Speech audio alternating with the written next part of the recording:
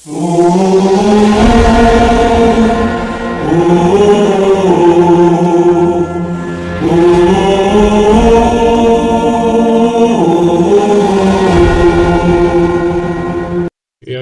Aleichem, que a paz esteja sobre todos vocês. Bem-vindo mais uma vez ao canal Yeshiva Adam Bela. Pessoal, primeiramente eu quero agradecer pela boa receptividade do primeiro vídeo que eu postei sobre a Haggadah Tzadikim, ligada para Parashá Bereshit. Muito obrigado a todos vocês que curtiram, compartilharam e se inscreveram no canal. Tá? Isso ajuda bastante, vocês sabem, a motivar a gente a poder fazer mais vídeos, né, e a melhorar cada vez mais. Então, muito obrigado a todos vocês, primeiramente abrindo aqui. E hoje a gente vai para mais uma Haggadah de Tzadikim, né, ligada para Parashá Bereshit. E hoje o título da Haggadah de Tzadikim é Begof HaHareyot, que a tradução seria Na Cova dos Leões.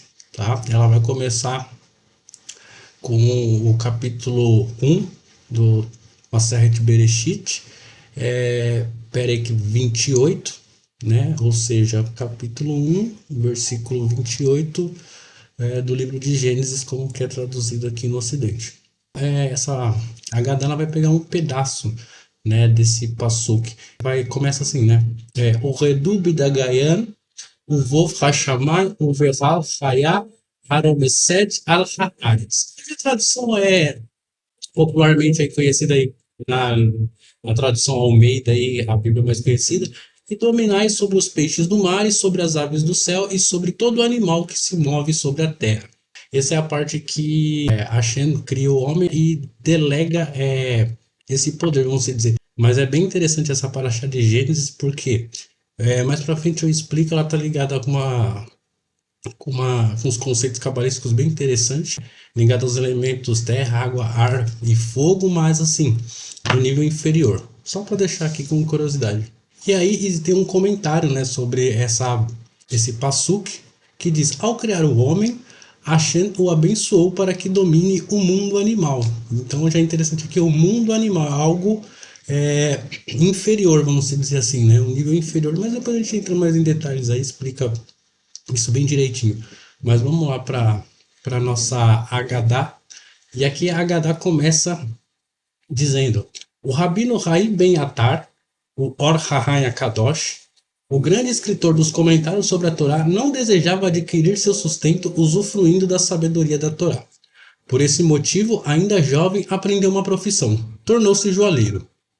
Quando já havia aprendido bem o ofício, encontrou trabalho com o artesão Goi, um não-judeu. No entanto, o Rabino Haim não trabalhava em horários regulares e, sempre que precisava de dinheiro, o que não era muito frequente, pegava uma peça para trabalhar e a completava da maneira mais perfeita e rápida possível. O artesão que dera trabalho ao Rabino não amava especialmente os judeus, mas respeitava o dom do Rabino Haim Ben Atar. Precisava de um bom trabalhador como ele e, além disso, o Rabino era confiável, correto e nunca reclamava.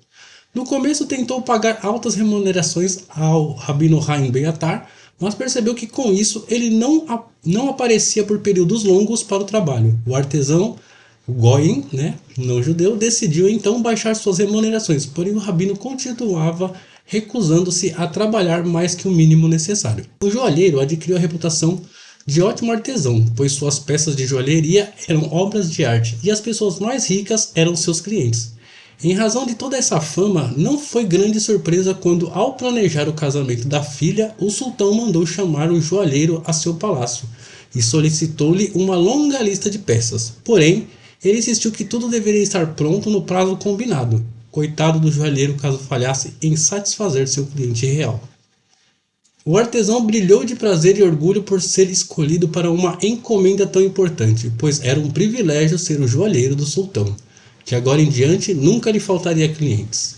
O joalheiro trabalhou com muito afinco, mas quando chegou o prazo combinado percebeu, para seu terror, que não havia completado o pedido e por isso o sultão estava furioso. Ninguém desapontava o soberano e sobrevivia. Poder servir ao sultão era o maior privilégio da terra e não havia desculpa por ter falhado em contemplar o pedido no tempo determinado. Eu quero esse homem morto imediatamente, joguem-no na cova dos leões, vociferou o soberano enraivecido. Mas eu não sou o culpado, vossa majestade, disse o Goim, o joalheiro curvando-se.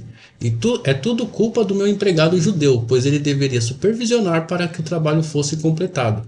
É preguiçoso e mal pôs o pé na loja, portanto ele é quem merece ser morto, não eu. É culpa dele a encomenda de vossa majestade não estar pronta a tempo. Muito bem, disse o sultão. Você está desculpado, mas seu assistente será jogado aos leões. O palácio do sultão era cercado por lindos jardins e campos bem cuidados que se estendiam por quilômetros e quilômetros e eram circundados por um alto muro de pedra. No centro desse jardim havia uma cova de leões, no qual de vez em quando o sultão punia algum servo rebelde jogando-o aos leões, que eram mantidos sem alimento para estarem muito famintos por sua presa. Costumava-se ouvir um grito longo e assustador quando a vítima era feita em pedacinhos, e então o silêncio enquanto os animais alimentavam-se do castigado. Para manter o medo do sultão no coração dos súditos, apenas o som dos animais famintos era o suficiente. O sultão deu a ordem e então seus soldados correram para a casa do rabino Haim Ben Atar.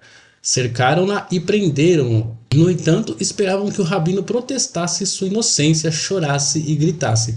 Mas tudo o que ele pediu foi que lhe permitissem levar alguns livros, seu talit e seu tefilim. Riam os soldados. Você pensa que está saindo de férias? Está indo a um passeio agradável? Vai ensinar os animais a ler e escrever? Você não vai durar o suficiente para abrir os seus preciosos livros? Bem, para nós não faz diferença. Que piada, pensaram, mas esperaram alguns minutos até que o rabino reunisse suas coisas. A notícia sobre a terrível sentença correu solta pela comunidade judaica. Aquele foi um dia de luto. Os judeus deixaram suas casas e foram para a morada do rabino Haim Ben Atar a fim de acompanhá-lo em sua última jornada. Não havia um par de olhos que estivesse seco e as pessoas andavam como se estivessem no funeral. O grupo prosseguiu devagar em direção ao palácio do sultão. Por todos os lados apinhavam-se os moradores árabes da cidade, cujas as expressões eram de presunção e alegria, pois desprezavam esse povo inteligente e estavam felizes ao ver seu líder mais reverenciado sendo levado à morte. O rabino Haim Ben Atar caminhava calmamente entre os soldados, os quais não precisavam segurá-lo. Ele andava seguro de si, olhando fixamente em frente. Quando alcançaram os portões do palácio, ele se dirigiu aos judeus que choravam e os confortou. Não há necessidade de chorar. O Todo-Poderoso me salvará das garras dos animais selvagens. Eu confio nele. Os guardas encaminharam o rabino pelos jardins imaculados, por entre altas árvores, arbustos cheirosos e flores que brotavam até chegarem ao alto muro que cercava a cova dos leões. O rabino foi entregue aos guardadores dos animais que tinham experiência no trabalho. Amarraram uma corda na cintura do rabino Haim Ben Atar, baixaram-no pela parede da toca e esperaram ouvir o grito desesperado que cortaria o silêncio. Mas tudo estava quieto, estranhamente, misteriosamente quieto. Não se ouvia nem mesmo o som das patas dos leões andando de um lado para o outro. Um minuto se passou e mais outro e tudo permanecia quieto. O que estava acontecendo ali? Os guardas não acreditavam nos próprios ouvidos. Vencidos pela curiosidade, inclinaram-se sobre o alto do poço e olharam para baixo. Eles não podiam acreditar nos próprios olhos. A cena era estranha e maravilhosa ao mesmo tempo, pois os animais sempre atacavam suas vítimas antes mesmo que elas tocassem o solo. Desta vez, os leões não fizeram nada, estavam muito calmos e apenas observavam o rabino Haim Ben Atar. Os animais provavelmente não estão com fome, disse um dos guardas. Afinal de contas, tudo aconteceu de repente, os leões foram alimentados como de costume ontem à noite e não tivemos tempo de deixá-los famintos. Os guardas andaram o dia todo na ponta dos pés esperando aquele único grito que sinalizasse a morte do homem dentro do poço, mas não havia som algum, nem mesmo dos passos e briga dos animais. Tudo era muito estranho. 3 dias e noites se passaram, e os guardas estavam certos de que agora os leões haviam devorado a vítima, mesmo que ela não tivesse gritado. Era, portanto, hora de alimentar os animais novamente. Olharam por cima do muro esperando ver os ossos humanos espalhados. No entanto, para sua grande surpresa, o rabino estava bem, até mesmo feliz, pois lá estava sentado, envolto em seu talit e coroado por seu tefilim. com um olhar sobrenatural em seu rosto como um anjo. Os leões encolhiam-se a seus pés como se fossem cães de estimação, aquecendo-se ao sol como se estivessem acabado de saborear uma refeição completa.